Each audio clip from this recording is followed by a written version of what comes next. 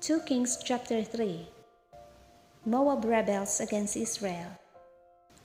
Now Jehoram the son of Ahab became king over Israel at Samaria in the 18th year of Jehoshaphat king of Judah, and reigned 12 years. And he did evil in the sight of the Lord, but not like his father and mother, for he put away the sacred pillar of Baal that his father had made. Nevertheless, he persisted in the sins of Jeroboam the son of Nebat, who had made Israel sin. He did not depart from them. Now Mesha, king of Moab, was a sheep breeder, and he regularly paid the king of Israel 100,000 lambs and the wool of 100,000 rams. But it happened, when Ahab died, that the king of Moab rebelled against the king of Israel. So King Jehoram went out of Samaria at that time and mastered all Israel. Then he went and sent to Jehoshaphat king of Judah, saying, "The king of Moab has rebelled against me. Will you go with me to fight against Moab?" And he said, "I will go up. I am as you are, my people as your people, my horses as your horses." Then he said, "Which way shall we go up?" And he answered, "By the way of the wilderness of Edom." So the king of Israel went with the king of Judah and the king of Edom, and they marched on that roundabout route 7 days. And there was no water for the army, nor for the animals that followed them. And the king of Israel said, "Alas, for the Lord has called these 3 kings together to deliver them into the hand of Moab." But Jehoshaphat said, "Is there no prophet of the Lord here, that we may inquire of the Lord by him?" So one of the servants of the king of Israel answered and said, "Elisha the son of Shaphat is here, who poured water on the hands of Elijah." And Jehoshaphat said, "The word of the Lord is with him." So the king of Israel and Jehoshaphat and the king of Edom went down to him.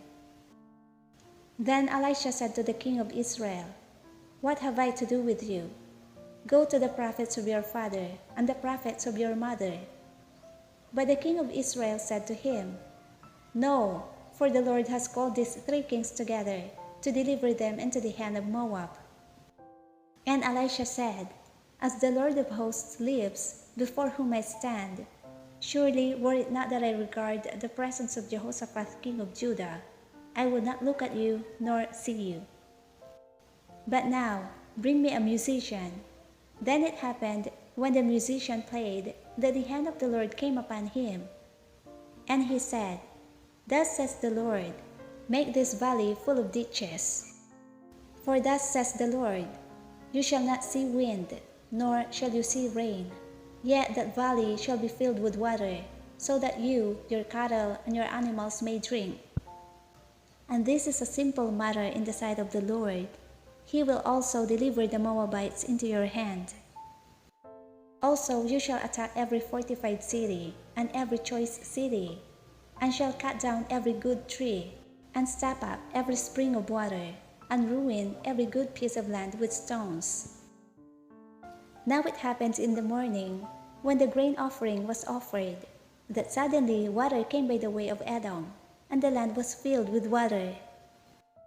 And when all the Moabites heard that the kings had come up to fight against them, all who were able to bear arms on altar were gathered, and they stood by the border. Then they rose up early in the morning, and the sun was shining on the water, and the Moabites saw the water on the other side as red as blood. And they said, "This is blood. The kings have surely struck swords and have killed one another. Now therefore, Moab to the spoil." So when they came to the camp of Israel, Israel rose up and attacked the Moabites, so that they fled before them, and they entered their land, killing the Moabites. Then they destroyed the cities, and each man threw a stone on every good piece of land and filled it. And they stopped up all the springs of water and cut down all the good trees. But they left the stones of Kir Hareseth intact. However, the slingers surrounded and attacked it. And when the king of Moab saw that the battle was too fierce for him, he took with him 700 men who drew swords, to break through to the king of Edom, but they could not. Then he took his eldest son, who would have reigned in his place, and offered him as a burnt offering upon the wall.